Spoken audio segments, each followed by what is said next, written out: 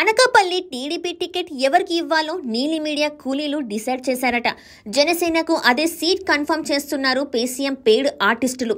TDP అధినేత చంద్రబాబు, జనసేనాని పవన్ కళ్యాణ్ మెదడులోకి తొంగి చూశారేమో అనిపించేలా దొంగరాతలు, తప్పుడు పోస్టులతో సోషల్ మీడియాలో గబ్బులేపుతున్నారు. అంతటితో ఆగకుండా తెలుగుదేశం నేతల రాజకీయ భవిష్యత్తు గురించి చిలక జోస్యాలు, ఎలక భాషలతో ఊహాగానాలు చేస్తున్నారు. వాస్తవానికి వైసీపీలో ఉంటే రాజకీయ భవిష్యత్తు లేకుండా పోతుందని ఆ పార్టీ నేతలంతా జగన్కు దండం పెట్టి టికెట్పై హామీ ఇవ్వకపోయినా అపోజిషన్ పార్టీలోకి జంప్ కొడుతున్నారు.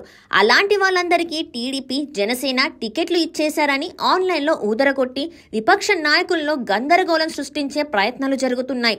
హామీల విషయంలో మాట తప్పి మడమ తిప్పి ఆంధ్రప్రదేశ్ ప్రజల్ని మోసం చేసింది జగన్ రెడ్డి. ప్రజల్లో వ్యతిరేకత పేరుతో నమ్ముకున్న నాయకులందరినీ నిలువున ముంచెత్తింది జగన్ రెడ్డే. బటన్ పథకాలు బెడిసికొట్టి లెక్కలేనన్ని దొంగ ఓట్లు ఎక్కించుకున్న తాడపల్లి పెద్దల్లో ఇంకా ఓటమి భయం పోలేదు.